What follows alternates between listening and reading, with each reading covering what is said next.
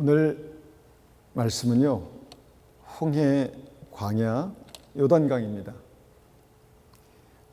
히브리서 말씀을 가지고 중심으로 해서 우리가 이제 오늘 말씀을 같이 생각해 볼 텐데, 이제 히브리서라고 이렇게 얘기하면 어떤 목사님들은 이게 어려운 책이다 이렇게 말씀합니다. 그러니까 이제 히브리서는 어떻게 보면 우리의 그 믿음의 어떤 신학적인 고정관념을 깨뜨리고 그것을 넓히시는 어떤 그런 말씀이다라고 생각합니다. 어떤 고정관념인가 하면, 우리가 이제 로마서를 읽다가 보면 믿음이 참 단순하구나. 물론 단순합니다. 그런데 그 단순함을 넘어서 믿음이 참 쉽다. 구원받는 믿음이 참 쉽다. 이렇게 생각하고 지나갈 때가 많이 있습니다. 그런데 우리가 이제 그 히브리서를 읽으면서 그렇지 않구나라는 것을 조금 생각하게 된다는 것이죠. 그러니까 로마서에서 말씀하신 그 믿음이 히브리서에서 다시 한번 어떤 그런 다시 빌드업되는, 보충되는 그런 느낌을 받게 됩니다. 믿음이 쉽지 않다는 얘기는요, 그냥 히브리서에만 단순히 말씀하신 것이 아닙니다. 예수님께서도 말씀하셨죠. 예수님께서도 좁은 문으로 들어가기를 힘쓰라 이렇게 말씀합니다. 믿음은 좁은 문으로 들어가기를 힘쓰는 것이죠. 그런데 주님께서 이렇게 덧붙이시죠. 내가 너에게 이르노니 들어가기를 구하여도 못하는 자가 많으리라.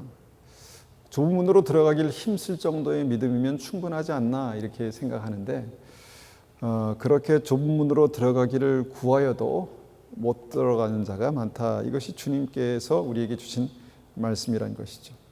그래서 이제 이런 생각을 가지고 오늘 이 히브리서 본문, 특별히 어떤 오늘 본문은 이제 구약의 구원과 신약의 구원을 마치 연결하는 어떤 브릿지와 같은 그런 말씀이 아닌가라는 생각을 하기도 합니다. 히브리서 3장 15절에서 19절까지 제가 받들어 읽겠습니다. 3장 15절입니다. 성경이 일러스되 오늘 너희가 그의 음성을 듣거든 경노하시게 하던 것 같이 너희 마음을 완고하게 하지 말라 하였으니, 듣고 경노하시게 하던 자가 누구냐? 모세를 따라 애굽에서 나온 모든 사람이 아니냐? 또 하나님이 40년 동안 누구에게 노하셨느냐? 그들의 시체가 광야에 엎드려진 범죄한 자들에게가 아니냐? 또 하나님이 누구에게 맹세하사 그의 안식에 들어오지 못하리라 하셨느냐? 곧 순종하지 아니하던 자들에게가 아니냐? 이러보건대 그들이 믿지 아니함으로 능히 들어가지 못한 것이라. 이 히브리서 3장의 어떤 결론은 그들은 믿지 않았다 이것입니다. 믿지 않았기 때문에 능히 들어가지 못한 것이다.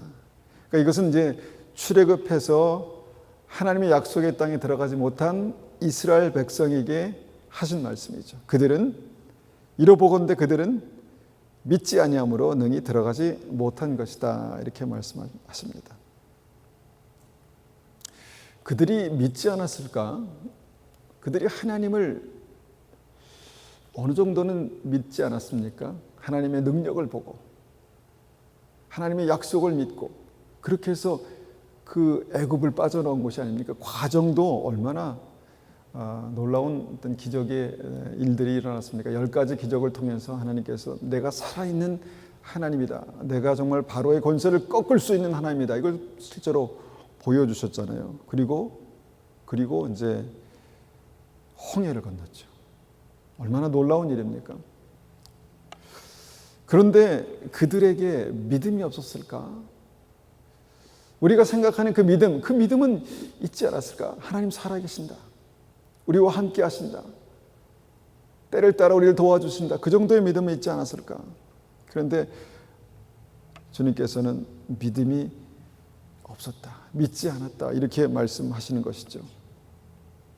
그런데 그 믿지 못한 그 이유가 무엇인가 봤더니 그들은 마음이 완고했다라는 것입니다. 마음이 완고했다. 그러니까 고집이 좀 세고 마음이 단단히 굳어져 있었다. 저도 보면은 좀 고집이 좀 센 면이 좀 있는 것 같습니다. 고집이. 근데 지금 많이 누그러진 것 같아요. 많이 누그러졌습니다. 근데 하여튼 모든 사람에게 어떤 자기의 어떤 분명한 확신, 좋게 말하면 확신, 아니면 우리가 성경에서 부정적으로 말할 때 고집, 완고함 이런 것들이 조금 있습니다. 그런데 정말 중요한 순간에 그들이 그 믿음에 실패한 이유가 그들이 완고했기 때문이다. 그래서 그들의 생각대로 되지 않으면 뭔가 하나님을 원망하고 불평하고 그것이 하나님을 노하게 만드는 그런 일들이 반복되었다. 이렇게 말씀합니다. 우리 인생이 그런 것 같습니다. 솔직히 말하면 우리 인생, 저도 좀 하나님 앞에 그런 완고한 면들을 주님께서 이렇게 잘 주님께서 다듬어 가셨다라는 생각을 하게 됩니다. 그런데 그들은 안식에 들어가지 못하리라. 이 말씀이 얼마나 충격적인 말씀인가, 얼마나 두려운 말씀인가를 그 다음 장에서 보게 됩니다. 그 다음 장, 단순히 이것이 이스라엘 백성들이 약속의 땅 가나안에 들어가지 못한 그 믿음에 대한 기록이 아니라 이것이 그 기록을 통해서 그들의 삶을 통해서 우리에게 주시는 믿음이 무엇이냐, 천국에 들어가는 믿음이 무엇이냐를 말씀하시는, 설명하시는 그런 부분이다라는 것입니다. 히브리서 4장 1절입니다. 4장 1절. 그러므로 우리는 두려워할지니 그의 안식에 들어갈 약속이 남아 있을지라도 너희 중에는 혹 이르지 못할 자가 있을까 함이라. 그들과 같이 우리도 복음 전함을 받은 자이나 들은 바 그 말씀이 그들에게 유익하지 못한 것은 듣는 자가 믿음과 결부시키지 아니함이라. 자, 그러므로라는 말씀이 무엇입니까? 3장에서 가나안 땅에, 약속의 땅에 들어가지 못한 이스라엘 백성들의 믿음이 있었는데, 그런데 그것에 대한 우리의 적용 결론은 그러므로 그의 안식에 들어갈 약속이 남아있는 우리가 들어야 될 메시지가 있다는 것입니다.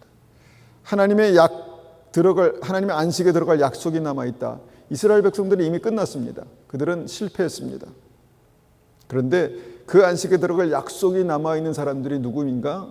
주님께서는 우리가 하나님의 약속에 들어갈, 그 가나안에 들어갈, 약속의 땅에 들어갈 사람들이다, 이렇게 말씀하시죠. 그러니까 지금 우리가 하나님을 믿고 하나님의 인도하심을 따라서 구원의 길을 가고 있는 그 인생이다라는 것을 오버랩해 가지고 우리에게 말씀하신 것입니다. 왜냐하면 우리가 들은 것이 그들이 들은 복음과 같은 것이다. 하나님의 나라에 들어가는 믿음과 약속의 땅에 들어가는 믿음이 같은 종류의 믿음이다. 이렇게 말씀하는 것이죠. 그래서 그들의 삶을 보면서, 그들의 실패한 믿음을 보면서 우리에게 주님께서 말씀하신 어떤 두려움이 있어야 된다, 이렇게 말씀하십니다. 그러므로 두려워할지니, 그러므로 우리는 두려워할지니. 뭐를 두려워하라는 말인가? 너희 중에도 혹 같은 이유 때문에 천국에 들어가지 못할 자가 있을 수 있다라는 것을 두려워하라는 것입니다. 많은 사람들의 믿음이 있다고 합니다. 설마 내가 천국에 들어가지 못할까? 나는 믿는데, 나는 구원받았는데, 내가 지금 주님과 함께 생명의 길을 가고 있는데, 정말 애굽에서 주님께서 나를 건지신 것, 이스라엘 백성 건지신 것처럼 나를 정말 세상에서, 정말 사망에서 건지셨는데, 그런데 이 말씀을 우리에게 주시는 이 말씀이 뭐냐면, 그것이 어떤 완성된 믿음이 아니다라는 것입니다. 완성된 믿음이 아니라 어떤 과정 가운데서 그 구원받는 믿음이 만들어져 가는 것이다. 이것을 설명하고 있다라는 것입니다. 그러니까 구원이 아직 진행형으로 그렇게 우리에게 그렇게 기록되어 설명되고 있습니다. 우리는 이 구원이 진행형이라는 것에 대해서 여러 가지 각도에서 우리가 이 말씀을 적용해 볼 수 있는데, 바울은 예수님을 만나고 구주로 만나고 그의 삶을 헌신하고 주님께서 맡긴 사명을 생명 걸고 감당하는 그 삶 가운데서도 이렇게 말씀합니다. 나는 날마다 죽노라. 나는 날마다 죽노라. 여러분, 그런 믿음이면 충분하지 않습니까? 그런데 바울조차도 날마다 뭔가 변화되어야 될 어떤 믿음에 대해서, 변화될 믿음이 있다라는 것에 대해서 말씀합니다. 나는 날마다 죽노라. 그리고 그의 삶이 끝날 즈음에 뭐라고 고백합니까? 내가 달려갈 길을 다 달리고 믿음을 지켰다. 그리고 이제서야 하나님께서 나를 위해서 예비하신 의의 면류관을 보고 있다. 이렇게 말씀합니다. 바울이 보고 있는 의의 면류관, 이것이 뭘까요? 이것이 구원입니다. 착하고 충성된 종아 잘했다 라는 그 믿음의 고백을 그 인생의 끝에서 하고 있다는 것입니다. 그러니까 우리가 겸손하게 이 말씀을 우리가 우리의 믿음에 한번 적용해 보면 우리도 지금 믿음으로 사망에서 건짐을 받고 뭔가 하나님께서 말씀하신 그 믿음의 길, 생명의 길을 가고 있는 것이다라고 우리가 이해할 수 있습니다. 믿음은요, 복음을 듣고 그 복음에 대해서 우리가 지적으로 동의하고, 주님, 이것이 복음이고 이것이 생명의 길입니다. 이것이 말씀이고 이것이 사는 비밀입니다. 라고 그렇게 우리가 그 지적으로 동의하고 믿음을 시작하죠. 그런데 여기서 이 말씀 보니까 그 믿음이 삶과 결부되지 못했다 이렇게 말씀합니다. 그 믿음이 어떤 그 삶의 중요한 포인트에서 연결되지 못했다. 결부가 뭡니까? 연결되는 것 아니겠습니까? 연결되지 못했다 이렇게 말씀하는 부분이 있습니다. 그렇게 연결되지 못했기 때문에 그들의 믿음이 이제 실패했다 이렇게 말씀하는 것이죠. 우리가 이제 이 부분에 대해서 우리가 많이 나눈 것이 뭡니까? 믿음은 삶으로 증명된다. 믿음은 삶에서 확증된다. 예수 그리스도께서 우리 안에 계신 믿음은 그의 삶 가운데서 확증된다. 이것이 이제 고린도후서 말씀 아니겠습니까? 그런데 이스라엘 백성들의 믿음은 출애굽했지만 사망에서 건짐을 받았지만 그 믿음이 완성되지 못하고 실패했다. 이것이 이제 히브리서의 말씀입니다. 그래서 주님께서 좁은 문으로 들어가려 해도 들어가지 못하는 자가 있으니까 들어가라. 들어가는 것이 믿음이다. 들어가야 하는 것이 믿음이다. 이렇게 말씀하는 것입니다. 그래서 우리는 이 시점에서 이 히브리서의 말씀을 뭔가 구원받는 믿음의 어떤 세 단계로 우리가 생각해 볼 수 있다는 것입니다. 구원받는 믿음의 세 단계 무엇입니까? 첫 번째는 홍해를 건너는 믿음. 두 번째는 광야를 지나는 믿음. 세 번째는 요단강을 건너는 그런 믿음입니다. 분명히 믿음은 살아계신 하나님을 만나고 내가 그 믿음에 대해서 하나님을 따르는 삶을 살겠다라는 그런 믿음으로 구원이 시작되지만 그 믿음은, 구원받는 그 믿음은 홍해 앞에서, 광야에서, 요단강 앞에서 증명되고 온전해진다라는 것이죠. 그래서 이 세 단계의 믿음에 대해서 우리가 간략하게 한번 짚어보고 우리가 고민해 보기 원합니다. 첫 번째는 홍해를 건너는 믿음입니다. 하나님께서 이스라엘 백성들에게 가나안을 약속하셨습니다. 우리에게 천국을 약속하셨습니다. 그리고 하나님께서 그들에게 권능을 보여줬습니다. 10가지 기적으로 바로의 권세를 물리치셨습니다. 그리고 이스라엘 백성들이 출애굽했습니다. 그런데 출애굽하자마자 그들이 만난 것이 무엇입니까? 홍해를 만났습니다. 홍해. 자, 말씀을 한번 보겠습니다. 출애굽기 14장 8절에서 16절까지 말씀입니다. 14장 8절입니다. 여호와께서 애굽 왕 바로의 마음을 완악하게 하셨으므로 그가 이스라엘 자손의 뒤를 따르니 이스라엘 자손이 담대히 나아갔습니다. 애굽 사람들과 바로의 말들, 병거와 그 마병과 그 군대가 그들의 뒤를 따라 바알스본 맞은편 비아히롯 곁 해변 그들이 장막 친 데에 미치니라. 바로가 가까이 올 때 이스라엘 자손이 눈을 들어본즉 애굽 사람들이 자기를 뒤에 이른지라. 이스라엘 자손이 심히 두려워하여 여호와께 부르짖고 그들이 또 모세에게 이르되 애굽에 매장지가 없어서 당신이 우리를 이끌어내어 이 광야에서 죽게 하느냐? 어찌하여 당신이 우리를 애굽에서 이끌어내어 우리에게 이같이 하느냐. 12절입니다. 우리가 애굽에서 당신에게 이른 말이 이것이 아니냐. 이르기를 우리를 내버려 둬라. 우리가 애굽 사람을 섬길 것이다 하지 않았더냐. 애굽 사람을 섬기는 것이 광야에서 죽는 것보다 낫겠노라.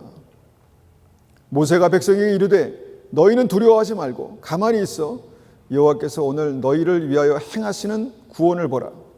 너희가 오늘 본 애굽 사람을 영원히 다시 보지 아니하리라. 여호와께서 모세를 위하여 싸우시리니 너희는 가만히 있을지니라. 여호와께서 모세에게 이르시되 여호와께서 너희를 위하여 싸우시리니 너희는 가만히 있을지어다. 여호와께서 모세에게 이르시되 너희는 어찌하여 내게 부르짖느냐. 이스라엘 자손에게 명령하여 앞으로 나아가게 하고 지팡이를 들고 손을 바다 위로 내밀어 그것이 갈라지게 하라. 이스라엘 자손이 바다 가운데 마른 땅으로 행하리라. 이 말씀을 보니까요, 하나님께서 구원하시려는 그 순간, 구원이 진행되는 순간에 하나님께서 하신 일이 있습니다. 8절 보니까 여호와께서 바로의 마음을 완악하게 하셨다. 그러니까 바로가 마음이 참 완악한 사람입니다. 그래서 10번이나 하나님의 기적을 보면서 그 이스라엘 백성을 보내지 않은 거죠. 그런데 거기다가 더 하나님께서 바로의 마음을 더 완악하게 하셨다는 것입니다. 강력하게 하셨다는 것입니다. 그래서 이제 완전히 이제 바로가 포기 항복하고 이제 다 보냈는데, 그런데 하나님께서 바로의 마음을 완악하게 하시니까 그가 다시 한번 군대를 일으키고 칼을 들고 이스라엘 백성들을 막 쫓아왔다는 것입니다. 그런데 그것을 하나님께서 하셨다는 것입니다. 하나님께서. 그래서 그 순간 이스라엘 백성들은요, 정말 도간에 든 쥐가 되었습니다. 앞에는 홍해가 있고 뒤에는 바로가 칼을 들고 막 그 군대가 쫓아올 때 이제 어떻게 해야 되나, 진짜 다 죽었구나, 그런 생각을 할 수밖에 없었던 것입니다. 그래서 고백하죠. 11절에서 애굽에 매장지가 없어서, 애굽에 묻을 땅이 없어서 우리를 여기까지 이렇게 힘들게 데려와서 여기서 죽게 하느냐. 여러분, 여기서 무엇을 보십니까? 위기 상황이 되니까, 상황이 급해지니까 하나님을 믿는 믿음, 그 믿음이 어디 갔습니까? 출애굽할 때는 믿음이 있는 줄 알았습니다. 아, 이제 하나님께서 우리를 약속의 땅으로 인도하시는구나. 그래서 정말 힘있게 힘차게 그렇게 앞으로 나아갔다는 것입니다. 그런데 홍해 앞에 서고 그 앞에서 바로의 군대의 칼을 만나니까 내가 믿음이 한 개도 없구나라는 것을 깨달았다는 것입니다. 그러면서 얘기합니다. 12절에 우리를 좀 내버려 둬라. 우리는 그냥 하던 대로 있던 대로 애굽 사람을 섬기면서 그냥 살겠다고 그렇게 하지 않았습니까? 우리를 좀 내버려 두라고 하지 않았습니까? 근데 왜 우리를 여기까지 오게 했습니까? 그들의 믿음이 홍해 앞에서 완전히 바닥까지 다 드러나는 것이죠. 우리의 인생이 그렇습니다. 좋을 때는 감사하죠. 찬송하죠. 좋을 때는 주님을 따라간다고 하죠. 그런데 문제를 만나면 어떻습니까? 와르르 무너집니다. 그것뿐이겠습니까? 그 바닥까지 완전히 다 드러납니다. 아유, 내가 믿음이 이것밖에 안 됐구나. 완전히 없구나. 믿음이 없구나. 그럼 그래서 믿음이 쉽지 않은 것입니다. 베드로가 3년만 동안이나 주님을 따라다녔습니다. 기적을 보았습니다. 무리를 걸었습니다. 그런데 십자가 앞에서 뭐라고 말합니까? 나는 저 사람 알지 못한다. 3번씩이나 저주하며 부인했다고 말합니다. 주님의 눈과 베드로의 눈이 마주쳤습니다. 그때까지, 그 순간까지 부인했습니다. 여러분, 이것이 연약한 인간입니다. 여러분, 사람 같으면 아마 굉장히 큰 배신감을 느끼고, 그래, 너하고 나는 여기까지다 라고 딱 끊었을 것입니다. 내가 10가지 기적을 가지고 바로의 권세를 무너뜨리고 여기까지 왔는데 조금 절망스러운 상황이 되니까 내가 그냥 놔두라고 그랬지 않습니까? 왜 나를 여기까지 끌고 와서 나를 죽이려고 합니까? 이게 인간의 모습이라는 생각을 합니다. 그때 주님께서 모세를 통해서 말씀합니다. 두려워하지 말고 하나님의 인도하심을 믿어라. 하나님께서 바로의 군대를 치실 것이다. 하나님께서 길이 없는 홍해에 길을 내실 것이다. 이제까지 인생을 통해서 삶을 통해서 경험하지 않았느냐? 내가 힘들고 어려울 때 주님께서 길을 내시는 것을 보지 않았느냐? 하나님께서 홍해에 길을 내실 것이다. 그리고 모세의 지팡이를 들고 모세에게 그 홍해를 가리키라고 이렇게 말씀합니다. 그래서 홍해가 갈라지고 이스라엘 백성들이 그 홍해를 건너는 일들이 있었습니다. 그래서 이 믿음의 첫 번째 단계는 홍해를 건너는 믿음입니다. 이 믿음에서 우리가 하나님의 크신 은혜, 하나님의 크신 능력을 경험하게 되죠. 어떤 은혜입니까? 하나님께서 강권적으로 끌어내시고 강권적으로 몰아가시는 그런 은혜입니다. 내가 언제 가겠다고 했습니까? 그냥 이대로 놔두라고 했는데 괜히 우리를 약속의 땅, 가나안, 젖과 꿀이 흐르는 땅 이렇게 헛된 아니면 꿈 같은 얘기를 하셔서 억지로 떠밀려 오는 것 같이 우리가 그렇게 왔지 않습니까? 이들의 믿음만 보면요, 하나님께서 그들에게 은혜 베푸실 이유가 이만큼도 없는 것 같습니다. 그런데 하나님께서 그런 이스라엘 백성들을 오래 참으시고 어떻게 하십니까? 홍해를 건너게 하십니다. 하나님의 강권하시는 믿음으로 홍해를 건너게 하신다는 것입니다. 억지로라도 끌고 사망에서 생명으로 옮기시는 역사를 하십니다. 주님께서 그것을 위해서 나를 택하셨기 때문입니다. 나를 자녀 삼으시고 하나님께서 사망에서 생명으로 옮기시는 역사가 홍해의 역사입니다. 그런데 믿음은 거기에서 끝나지 않습니다. 사망에서 생명으로 옮기는 것에서 끝나지 않는다는 것입니다.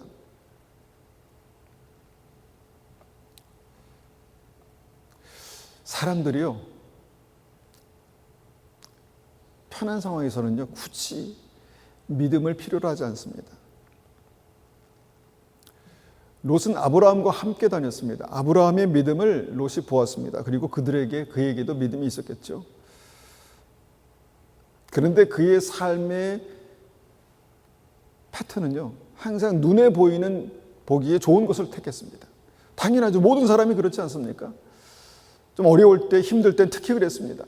아브라함과 롯이 사업의 문제로 부딪힘이 있었을 때 롯은 네가 먼저 택하라라고 하니까 정말 염치도 없이 좋은 것을 택해버립니다.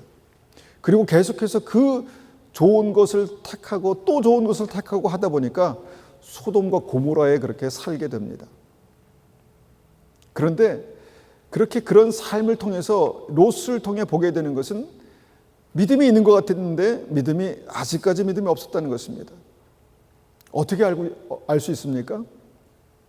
하나님께서 소돔과 고모라를 멸망하시려고 결정하시고 하나님의 천사들을 아브라함에게 먼저 보내시고 그 다음에 롯에게 보내십니다. 아마도 아브라함의 중보가 하나님의 마음을 움직여서 롯을 억지로 구원하시려고 하신 것 같습니다. 그런데 정말 하나님께서 이 땅을 불로 멸망하신다, 이 도시를 불로 멸망하실 것이다 라는 그 말을 듣고 롯이 나가려고 하지 않습니다. 아, 그래요? 그럼 가자. 나가려고 하지 않습니다. 그러니까 성경을 보니까 천사들이 그의 이 팔을 끌고 나갑니다. 억지로 끌고 나갑니다. 그래서 롯이 억지로 끌려 나왔습니다. 소돔에서 억지로 끌려 나왔습니다. 하나님을 믿지만 정말 구원받아야 될 그 상황에서 마치 이스라엘 백성이 홍해 앞에서 왜 우리를 끌고 나왔냐라고 말하는 것처럼 롯도 억지로 끌려 나왔습니다. 그런데 하나님께서 하나님의 선하심과 능력으로 롯의 삶에 개입하셔서 그를 멸망에서 건져내시죠. 이렇게 이제 하나님께서 홍해에서 이스라엘 백성들을 건져내신 것입니다. 여러분, 이것이 은혜입니다. 100% 하나님의 은혜입니다. 우리가 선해서가 아니라, 우리가 뭔가 하나님을 간절히 찾아서가 아니라, 우리가 하나님을 만났다고 하는 그 믿음 때문에 주님께서 우리를 사망에서 생명으로 건지고 홍해를, 사망에서 생명의 강을, 그렇게 바다를 건너게 하신 것입니다. 그 과정 가운데서는 우리의 삶에 어떤 고난이라는 게 있었던 것 같습니다. 제가 10대 때 늘 그렇게 간증하지만, 정말 그렇게 아픈 시간이 없었다면, 심한 고난이 없었다면 저는 하나님을 찾지 않았을 것입니다. 그냥 기독교 문화에 젖어서 그것을 즐기며 살았을 것입니다. 그런데 몸이 너무 아프고 망가지니까 이제는 다른 소망이, 하나님밖에 다른 소망이 없었습니다. 그래서 하나님께 맡깁니다 라는 그런 믿음이 있었습니다. 그런데 그런 과정을 통해서 하나님께서 제 인생을 사망에서 생명으로 옮기셨다라고 믿습니다. 이스라엘 백성도 그렇게 건넜고, 롯도 그렇게 건넜고, 또 우리도 사망에서 생명으로 옮기신 것입니다.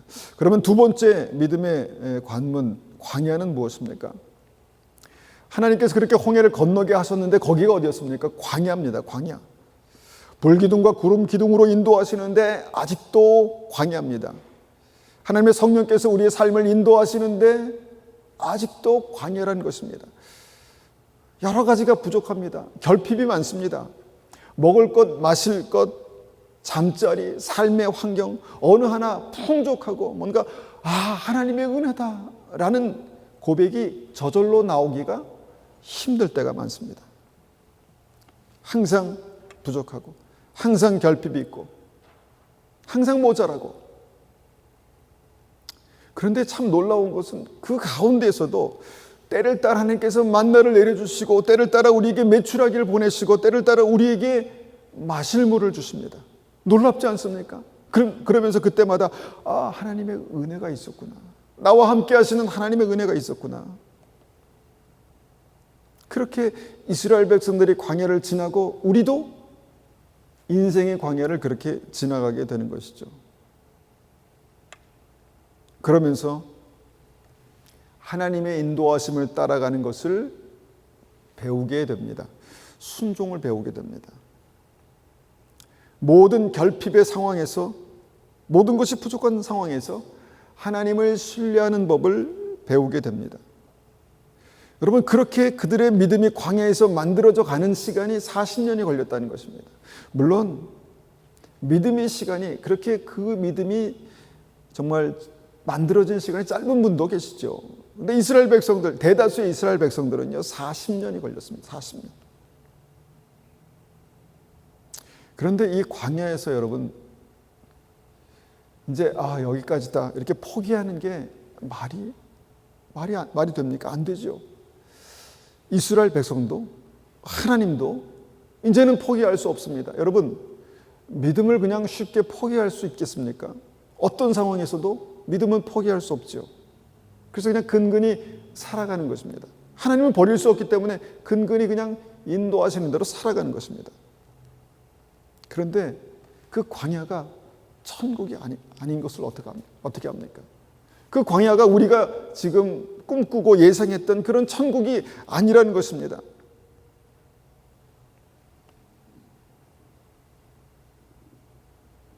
여러분, 이 광야에서 이스라엘 백성들은 많은 것을 경험하였습니다. 하나님께서 많은 것을 경험하게 했습니다. 왜 그랬을까요? 왜 이렇게 많은 시간을 통해서, 많은 상황을 통해서 많은 하나님의 역사들을 경험하게 했을까요? 어쩌다 살다 보니까 그렇게 됐을까요? 살다 보니까 성령께서 불기둥으로, 구름기둥으로 물이 없는 곳에 그렇게 인도하시고, 척박한 곳에 인도하시고 그랬을까요? 여기에는요 하나님의 인텐션, 하나님의 계획이 있었다는 것입니다. 아주 치밀한 계획이 있었다는 것입니다. 무엇입니까? 이 광야에서 우리의 믿음이 온전해지는 것이 필요했습니다. 믿음이 온전해지는 것이 필요했습니다. 단순히 우리의 필요를 공급하시는 하나님, 단순히 하나님 우리의 삶을 인도하신다는 그것을 넘어서 온갖 믿음이 온전해지는 것이 필요했습니다. 그래서 마지막 세 번째 단계에서 그 온전한 믿음을 주님께서 테스트하시죠. 그 세 번째 단계가 바로 요단강입니다. 여러분, 인생을 마치는 분들을 우리가 그 장례식장에 가면 요단강 건너서 우리가 주님을 만난다라는 그런 찬송을 부르지 않습니까? 아마 그런 의미에서 요단강이 구원의 마지막 단계 이렇게 말하는 생각할 수 있는 것 같습니다. 이스라엘 백성들이 홍해를 건너고 광야를 지나서 마지막 요단강 앞에 이르렀습니다. 그런데 홍해를 건너는 믿음과 요단강을 건너는 믿음이 조금 다릅니다. 민수기 13장 말씀을 보겠습니다. 민수기 13장 1절에서 3절까지 말씀입니다. 1절입니다. 여호와께서 모세에게 말씀하여 이르시되 사람을 보내어 내가 이스라엘 자손에게 주는 가나안 땅을 정탐하게 하되 그들의 조상의 가문 각 지파 중에서 지휘관된 자 한 사람씩 보내라. 모세가 여호와의 명령을 따라 바란 광야에서 그들을 보냈으니 그들은 다 이스라엘 자손의 수령된 사람이라. 하나님께서요,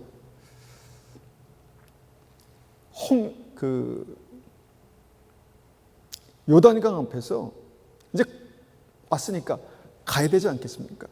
그런데 잠깐 하시더니 너희 중에 똑똑한 리더들 한 사람씩 지파 중에서 한 사람을 뽑아라. 그리고 가나안 땅을 정탐해라. 하나님께서 말씀하십니다.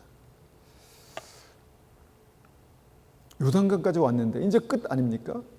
건너기만 하면 이제 끝인데 하나님께서 그때 이제 이제 가서 그 땅을 차지하라면 아무 생각 없이 이스라엘 백성들을 건넜을 것입니다. 그런데 건너기 전에 주님께서 리더들, 똑똑한 사람들 보내서 그 땅을 정탐하라고 말씀합니다.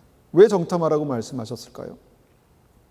그 땅을 잘 봐서 어떻게 하면 이길 수 있을지 그 전략을 한번 생각해 봐라. 이런 의미였을까요?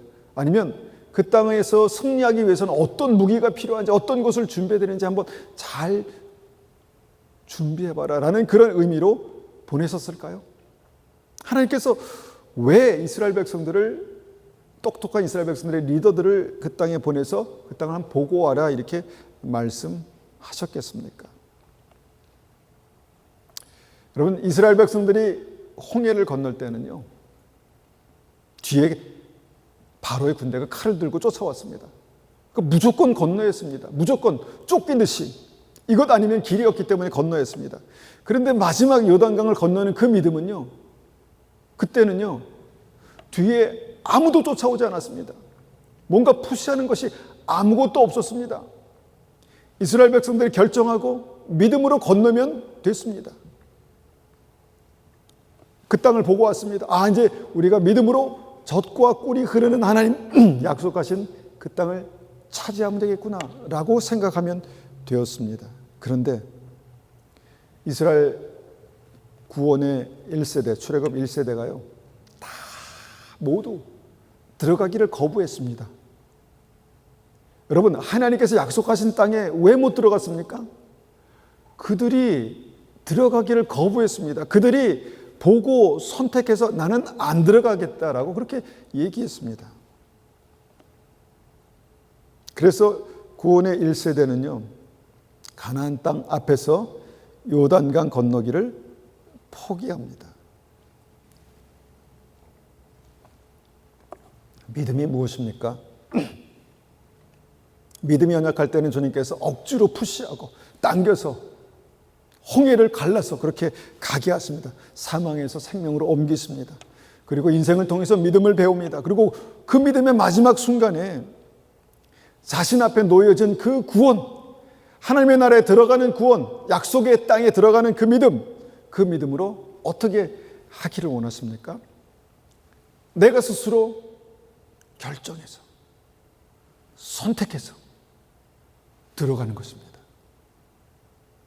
그래서 그 스스로 선택하고 결정하는 그 믿음을 위해서 주님께서 그 땅을 미리 보고 오라고 하신 것입니다. 본 다음에요. 보고 나서 너희들을 인도한 나를 믿고 그 약속의 땅을 보면서 하나님의 은혜를 네가 믿는다면 너희들은 갈렙과 여호수아처럼 들어가자. 가면 우리가 분명히 전능하신 주님께서 이기게 하실 것이다. 그렇게 말할 줄 알았습니다.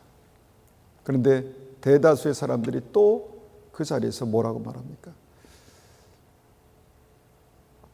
우리와 우리 아이들을 다 죽이려고 여기까지 데리고 오셨습니까? 이런 말도 안 했죠. 당신이 뭔데 여기까지 우리를 이렇게 고생해서 겨우 왔더니 여기가 우리의 무덤이 될 줄은 내가 꿈에도 몰랐다. 그러면서 모세와 하나님을 원망합니다. 하나님은 요단강 앞에서요, 그들의 믿음을 확인해 보기 원하셨습니다. 다른 것 하나도 없습니다. 요단강에서 그들이 건너서 그들의 능력으로 그들의 힘으로 그 땅을 취했습니까? 믿음으로 그 땅에 들어갔습니까? 아닙니다. 먼저 다 보게 하신 다음에 이제는 너희들의 믿음으로 선택해라. 너희들의 믿음으로 결정해라. 정말 전능하신 주님께, 너희들이 인도한 주님께 모든 삶을 다 맡기든, 아니면 아직까지도 내가 좋을 때는 주님을 신뢰하고 맡기지만 힘들고 어려울 때는 나는 못하겠습니다. 내 생각은 하나님의 생각과 다릅니다. 내가 지금 보고 있지 않습니까? 이 상황을 보고 있지 않습니까? 내가 이것은 나의 믿음으로 풀 수 없습니다. 이런 상황은 현실로 이성적으로 풀어야지 믿음으로 풀 수 있는 상황이 아닙니다. 이렇게 말하는 것입니다. 그래서 민수기 13장에서 믿음의 1세대는요, 승리를 주시는 하나님을 믿지 못했습니다. 믿음 대신에 하나님을 원망하고 울고 불고 난리가 아니었습니다. 물론 그럴 만도 했습니다. 믿음이 없으면요, 그 땅을 봐도요, 믿음이 없으면 천국을 봐도요, 그 천국은 지옥처럼 보이는 것입니다. 믿음이 없으면 우리가 생명의 길을 가면서 그 생명의 길이 사망의 길처럼 보인다니까요. 그래서 믿음의 1세대는 실패했다는 것입니다. 여러분, 믿음이라는 게 그런 것입니다. 믿음이라는 게 어떤 우리의 삶을 통해서 분명히 어떤 열매 맺고 확인되고, 주님께서 그 믿음에 대해서 다시 한번 들여다보시고, 아브라함 같은 사람도 그 믿음에 대해서 다시 한번 들여다보시는 그런 일들이 있었지 않습니까? 그래서 히브리서 4장에서 다시 보면 이렇게 말씀합니다. 그러므로 우리는 두려워할지니 그의 안식에 들어갈 약속이 남아있을지라도 너희 중에는 혹 이르지 못할 자가 있을까 함이라. 그들과 같이 우리도 복음 전함을 받은 자이나 들은 바 그 말씀이 그들에게 유익하지 못한 것은 그 믿음이 아무런 역사, 생명의 역사, 구원의 역사로 그렇게 나타나지 못한 것은 듣는 자가 믿음과 결부시키지 아니함이라. 믿음과 삶을, 믿음과 상황을, 믿음과 처지를, 믿음과 현실을 결부 연결하지 않았다. 믿음 따로, 상황 따로, 믿음 따로, 현실 따로 항상 이렇게 생각했기 때문에 믿음에서 실패했다, 이렇게 말씀하시는 것입니다. 그래서 우리가 두려워하라고 말씀하는 것입니다. 인생의 광야를 지날 때, 왜냐하면 인생의 광야를 지나면 시간이 있을 때 우리가 반드시 배워야 하는 그 믿음이 있기 때문입니다. 반드시 훈련되고 열매 맺어야 되는 그 믿음이 있기 때문에 주님께서 우리에게 이 말씀을 간곡히 전해주시는 것입니다.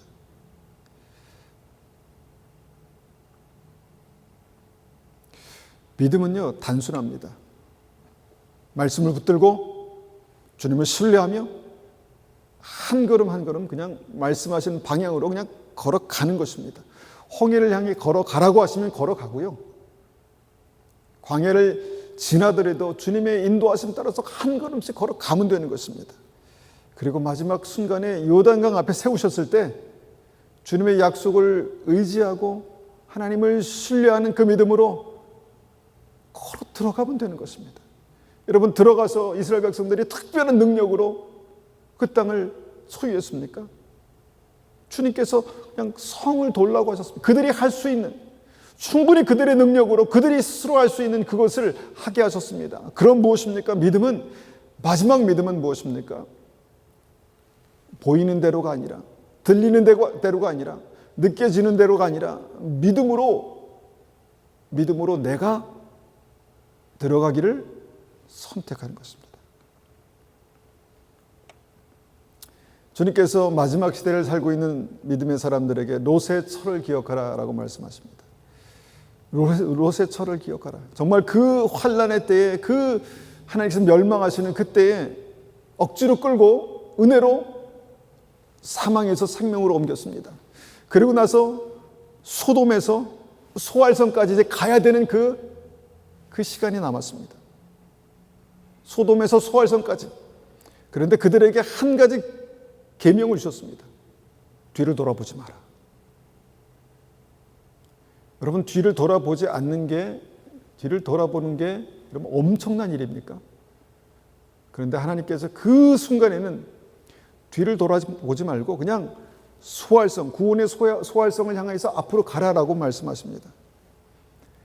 그런데 나머지 사람들은 다 그렇게 갔습니다.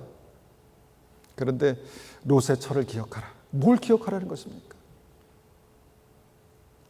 돌아보지 않으면 되는데 그 단순한 것을 롯의 처가 거역했습니다. 하지 않았습니다. 왜 그랬을까요? 뭐 여러 가지 상상을 해볼 수 있지만 중요한 것은 스스로 선택하여서 그렇게 하지 않으면 됐었던 문제였습니다. 스스로 선택하는 문제였습니다. 왜냐하면 분명한 하나님의 말씀이 있었기 때문에 그 말씀을 의지해서 스스로 선택하면 됐습니다. 여러분, 구원의 가장 절박한 순간에는요, 주님께서 우리에게 분명히 말씀을 주십니다. 승리하는 말씀, 들어가는 말씀을 주신다는 것이죠. 뒤를 돌아보지 말라. 왜요? 난 이성적으로 이해할 수 없습니다. 왜 주님께서 뒤를 돌아보지 말라고 하시는지. 그런데 여러분, 믿음은 신뢰하는 것입니다. 하나님을 신뢰하는 것입니다. 뒤를 돌아보지 말라고 했으니까 그냥 안 보면 되는 것이에요. 안 보면 되는 것입니다. 언제까지요? 소활성이 들어갈 때까지. 소활성이 들어갈 때까지. 그런데 그것을 못했습니다. 하나님의 명령이 이렇게 우리에게 주어질 때가 있습니다. 에덴 동산에서 아담과 하와는요, 한 가지 계명이 있었습니다. 영생을 살기 위해서 한 가지 계명. 동산의 모든 것을 다 먹어도 좋다. 근데 딱 하나만 먹지 마라. 선악과만 따먹지 마라. 왜요? 거기 독이 들었습니까? 아무것도 설명하지 않으셨습니다. 그냥 그거 먹지 마. 네가 나를 신뢰하지? 네가 나를 믿지? 그러면 그거 안 먹으면 돼. 스스로 선택하고 결정해서 따라가면 됩니다. 근데 그게 안 됐습니다. 그게 치명적인 실패의 원인이었습니다. 다시 한번 말씀드리지만 믿음은 단순한 것입니다. 단순한 것입니다. 그냥 하나님의 인도하심 따라서 한 걸음씩 가는 것입니다. 그리고 그 순간마다 주님께서 우리에게 지켜야 될 말씀, 붙들어야 될 말씀을 주시는 것입니다. 그런데 문제는 생각이 많습니다. 생각이. 이해가 되지 않습니다. 생각이 너무 많아서 이해가 되지 않습니다. 보고 듣는 것이 우리의 믿음을 격동시킵니다. 그러고 나서 주님, 나는 안 들어가겠습니다. 그렇게 말합니다. 못 들어가게 하시는 게 아니라 안 들어가는 것입니다. 안 들어가겠습니다. 상황이 이런데 무슨 믿음입니까? 다 죽게 생겼는데. 그래서 여러분, 우리가 다시 한번 이 말씀을 통해서 생각해 보는 것은, 여러분 무엇을 보십니까? 무엇을 보면서 사십니까? 어떤 상황을 경험하십니까? 여러분, 무엇을 보시든 어떤 상황을 경험하시든 그것은 하나님께서 보게 하시고 듣게 하시고 경험하게 하시는 것입니다. 하나님께서 보게 하시고 듣게 하시고, 때로는 바로를 격동시켜서 나를 궁지로 몰아넣으시고, 때로는 우리의 삶이 눈만 뜨면 가나안 땅이 보이는데 거기에 정말 우리의 생명을 빼앗아갈 만한 그런 무시무시한 적들이 있는 것을 보게 되는 것입니다. 믿음은 단순하지만 그 단순한 믿음을 우리가 결정하고 결단하고 한 걸음 나아가는 것이 우리의 삶의 정말 중요한 믿음입니다. 여러분, 그런 믿음의 순간순간마다, 중요한 믿음의 순간순간마다 우리의 믿음은 절대로 실패하지 말아야겠습니다. 실패하지 않을 것입니다. 여러분, 이 믿음의 원리를 우리가 기억하고 마지막 순간에는 떠밀려 들어가는 것이 아니라, 끌려 들어가는 것이 아니라, 내가 선택해서 믿음으로 주님 약속하신 땅에 한 걸음 내딛는, 그래서 우리의 삶에 하나님의 영광을 경험하는 그런 은혜가 우리의 삶 가운데 있을 것입니다. 우리가 한번 같이 이 말씀을 가지고 기도하겠습니다. 하나님, 우리에게 믿음을 주시옵소서. 우리에게 믿음이 있습니다. 우리에게 구원받는 믿음이 있습니다. 하나님, 그런데 우리의 삶을 통해서 그것이 증명되고 증거되고 단단해지고 온전해지는 은혜가 있게 도와주십시오. 그래서 정말 결정적인 순간에 우리가 믿음으로 선택해서 정말 천국에 침노하여 들어가는 그런 은혜가 우리 삶 가운데 있게 도와주십시오. 그렇게 한번 같이 기도하겠습니다.